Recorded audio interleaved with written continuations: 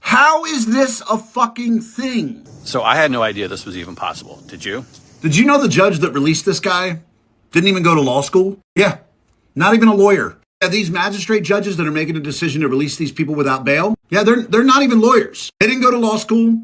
They didn't pass the bar. They just got appointed to be judges. No training required. Oh yeah, and that's the case in states like North Carolina, South Carolina, West Virginia, Texas, Arizona. They don't even have to be lawyers, but they can be judges. They don't have to go to law school. They don't have to pass the bar. However, they sit in judgment over people who did. How the fuck is this a thing? How the fuck do we have judges who didn't even study the law? Like, how did this ever become a thing? That's one of the most insane things I've ever heard. Like, This so-called judge who let a 14-time criminal offender walk free just because he promised to return for his court date isn't even a lawyer. That's right. Teresa Stokes, the magistrate who helped put Irina Zartuska in danger, never passed the bar, never earned a law degree, and yet she was sitting on the bench making life or death decisions. Teresa Stokes is basically an accessory to murder, in my opinion, and she has blood on her hands, and so does every other judge like her and any system that allows this insanity to continue.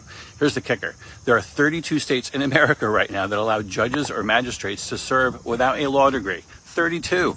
This case exposes a massive flaw in our justice system and one that has to be fixed immediately. And Jesse Water breaks it down even further, explaining how DEI judges and reckless policies like this are putting Americans at risk. Watch this clip and let me know your thoughts in the comments. This is Teresa Stokes, a Harris donor who doesn't even have a law degree, but just made a career criminal and a schizophrenic who beat his own sister when he was out on parole. Pinky promised that he'd behave.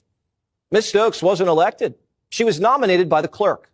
In Mecklenburg County, the sitting clerk is Alyssa Chin Gary.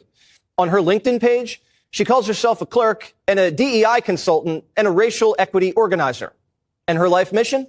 Reparations. Ms. Stokes was nominated by Judge Carla Archie. Judge Archie is friends with Eric Holder, Obama's wingman. And Judge Archie isn't just any judge. In 2019, she was the DEI champion of the year. Is this starting to make sense? Did a woman die because of DEI?